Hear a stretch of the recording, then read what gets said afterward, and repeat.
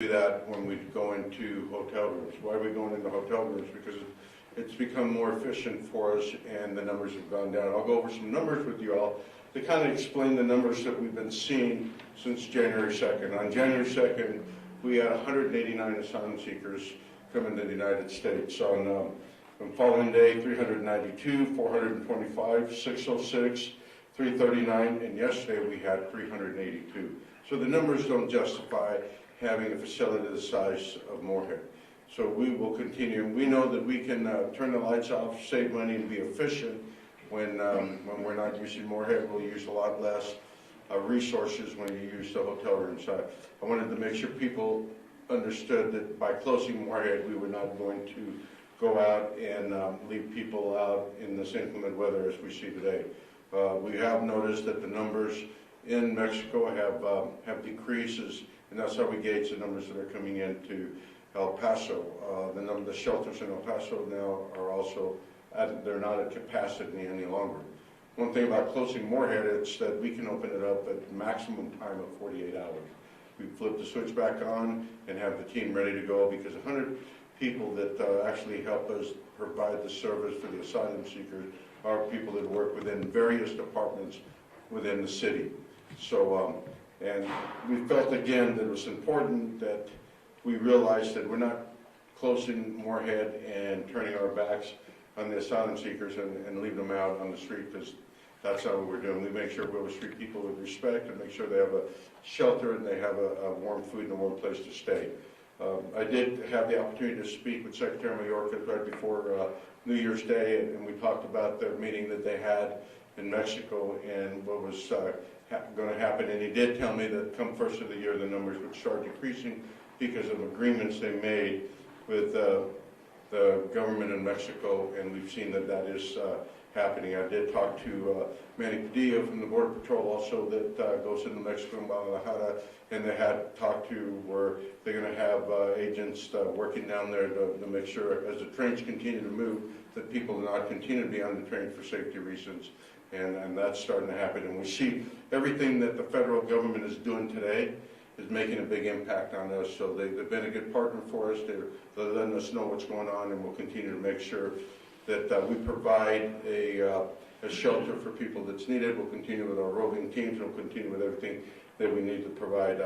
Now, still through FEMA and the federal government, we still do have about $30 million left in the account that for us to provide the service. The money was supposed to expire at the end of December.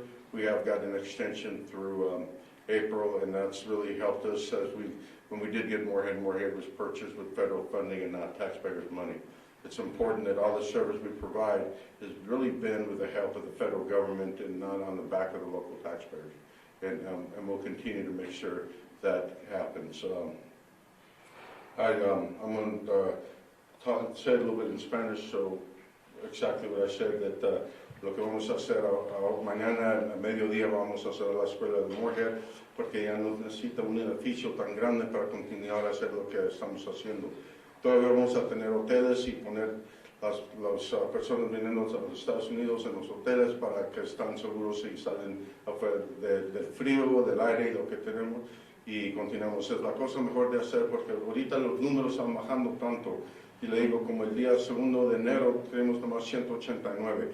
Y como vieron hace un año, tengo 2.500 hasta 3.000 cada día. Los números continúan de bajar. Ayer nomás teníamos 382 y por eso no necesitamos tener un edificio tan grande, porque nos cuesta mucho, y la cosa es cómo podemos hacer la cosa mejor y no gastar tanto dinero. Es lo que vamos a continuar a hacer, y vamos a tener los equipos que continúan a ir allí para que quitan las personas afuera y le dan un ride para llevar a donde necesitan ir.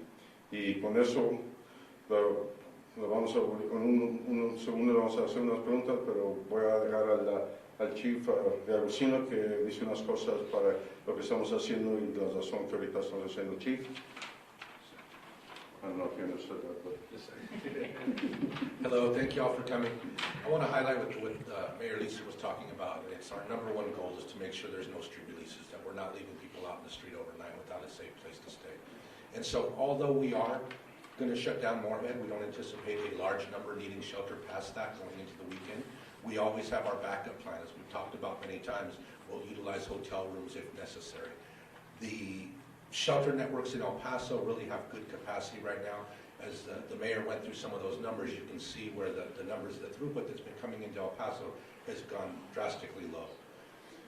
With the extreme weather, we don't predict many charters going out by the state over the next few days, just to get ahead of that weather. So we don't expect any until next Tuesday, actually. But other than that, we'll be ready and operational as we always are. The roving teams will continue to go around, looking to make sure people aren't left in the street at night, making sure that they don't need transportation to or from the airport or to a transportation hub such as one of the bus depots or the state's busing program.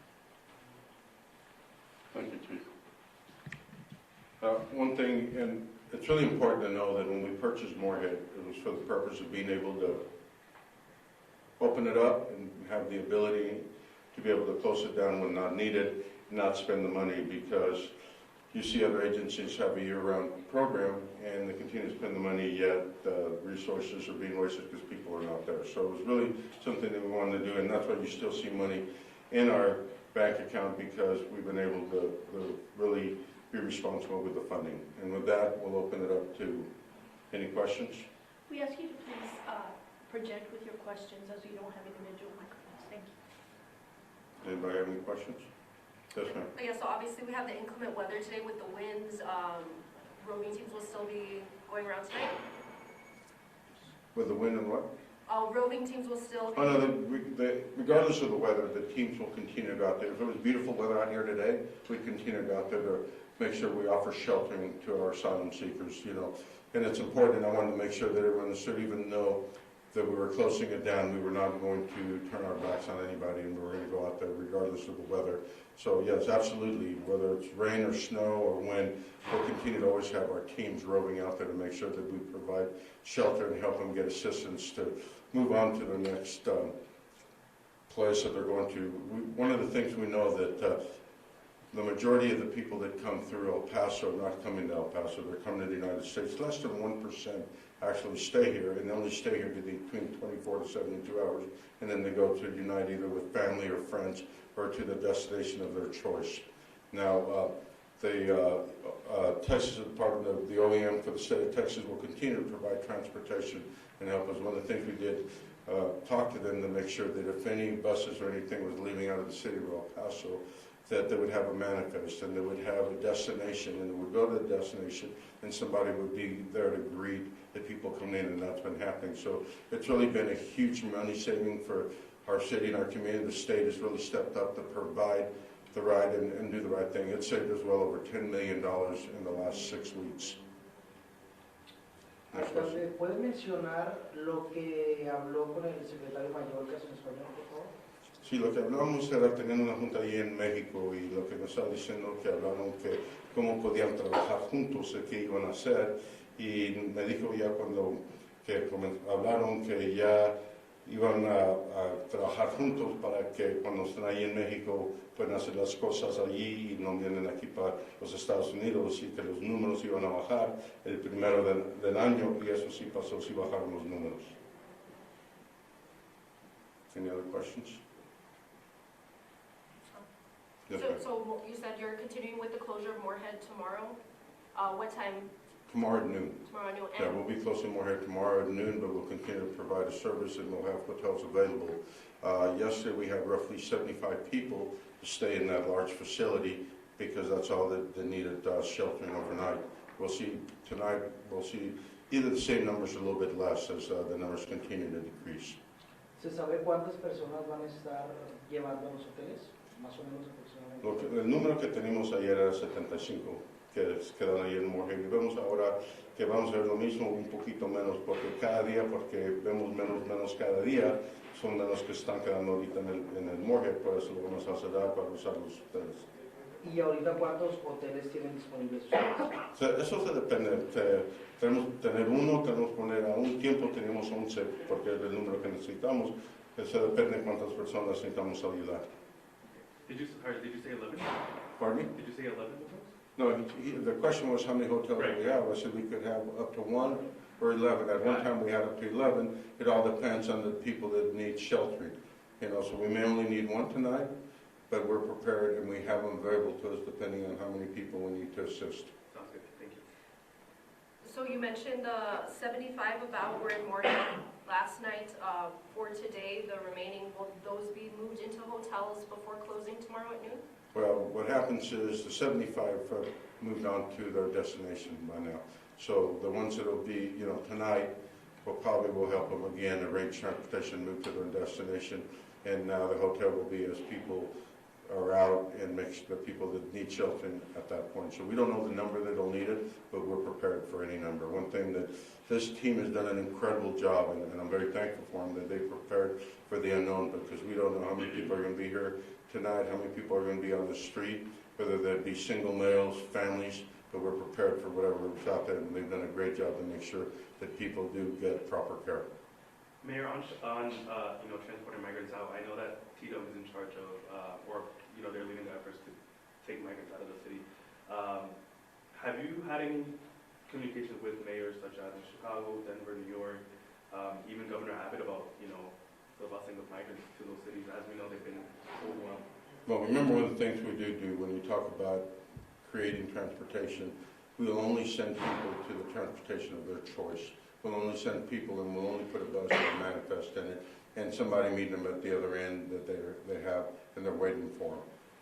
We did have a meeting just recently with New York and we had a large staff from New York and they were talking about what was going on, and really a lot of it, what they wanted to talk about was SB4 and how SB4 would affect us and affect them. And we knew that the federal government would be filing a lawsuit, because I had talked to the White House numerous times of what their next move would be, and they had told me that they would intervene in the lawsuit. So, and that's something that they wanted to know, but they do want to know what's going on and what numbers. So as the numbers go down, the number of buses going out and the people going to the destinations of their choice obviously will continue to decrease quite a bit. Alcalde, no sé si usted ha visto lo que está pasando ahorita con el gobernador de Texas. Lo grabaron en un audio diciendo que había hecho muchas cosas en la frontera, lo único que faltaba era dispararle a las personas migrantes. Esto ha causado muchísima polémica ahorita en redes sociales. ¿Algo usted que quiera decir al respecto como ciudad fronteriza? No, no he visto nada de eso, pero la cosa que, como aquí todos vamos a tratar con respeto, y es una cosa que siempre vamos a hacer. Lo que está pasando, porque lo que ves en otras partes todavía tienen problemas porque no están haciendo como lo hacemos nosotros. Pero es una cosa que nosotros nomás sabemos que lo que necesitamos hacer es aquí, y lo estamos haciendo muy bueno. Any more? Enrique, you want to come? I know you took a lot of notes. Hola, buenas tardes. Lo que mencionaba el alcalde Oscar Lince y el jefe de Agostino es que el Centro de Preparación Comunitaria, también conocido como la antigua Escuela Morge, será cerrada el día de mañana al mediodía. Esto derivado del descenso dramático que hemos visto en personas a partir del 2 de enero para acá. Hemos visto un descenso bastante significativo en el número de personas que están buscando asilo aquí en El Paso. Empezamos a ver números de 189, 492, abajo de 600. En últimos días, el día de ayer, por ejemplo, fueron 382. Entonces esto reduce bastante la necesidad del albergue, de una instalación tan grande como la que se tiene en el Centro de Preparaciones Comunitarias. Y se está, como se decía, se está cerrando este centro el día de mañana. Sin embargo, esto no es un cierre permanente, es un cierre momentáneo. En caso de que se requieran operaciones de nuevo, en un plazo de 48 horas podemos reactivar el centro otra vez para poder habilitar operaciones. Y esto es también para maximizar nuestros recursos. Todavía nos quedan aproximadamente $30 millones que ha provisto FEMA para poder apoyar con la situación. Entonces, en este caso, estamos reduciendo un poco la escala de las operaciones y se podrán utilizar hoteles también en caso de que se requiera un plan de contingencia, pero los albergues locales, la red de albergues aquí en El Paso todavía tiene capacidad en este momento y por lo tanto no se está necesitando una instalación tan grande. Por último, también tenemos los equipos ambulantes que están yendo independientemente del clima o de la hora del día. Tenemos a los equipos ambulantes de la Oficina de Emergencias que están visitando todas estas zonas donde las personas tienden a estar congregándose en las calles para invitarlos a los sistemas de albergues, a los sistemas de hoteles, y de esta manera se les puede proteger del clima y ofrecer un trato digno y un albergue, un techo donde estar mientras están en su estancia en El Paso. Gracias. I'm going to translate in English what you said. Yes, sir. No, I want to thank you all for coming here because I think it's very important that we talked about why Moorhead was closing and that we're not walking away from making sure that people are taken care of and what was our next step. And again, Moorhead was purchased to make sure that we could open it and ramp it up and be able to close it and be able to use the money the best way we could to make sure that we were efficient. And this is showing our efficiency based on the things we're doing, and we'll continue to make sure that people are off the street and people are not affected by the inclement weather. Thank you again for being here. Thank you, everybody.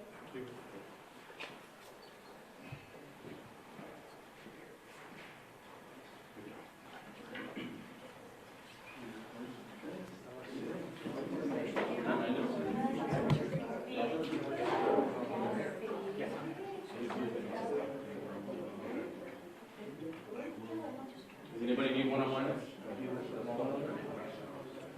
No? No one-on-one? No? You okay?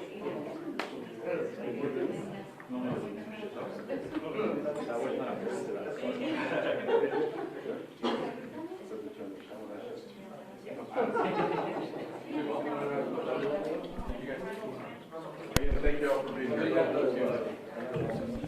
Thank you, sir.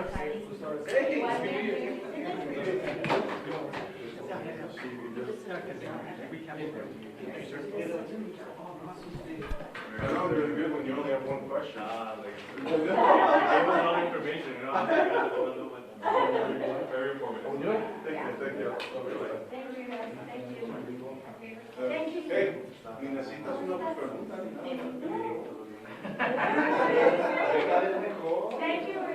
Yes, thank you so much. Thank you, Chief.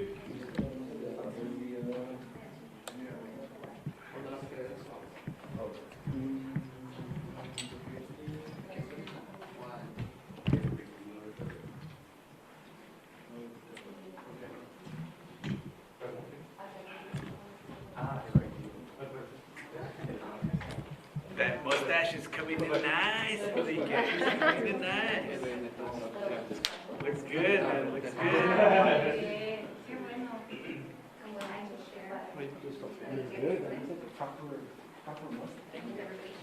Gracias, Enrique, cada vez mejor tú. ¿Cuándo está el medio mejor tú,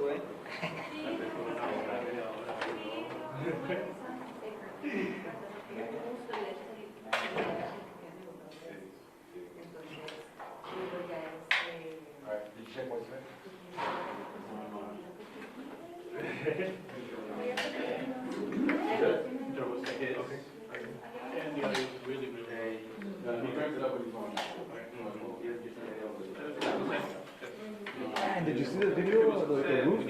Yeah, professor to me right now. Man, it was crazy. Tell him that he needs to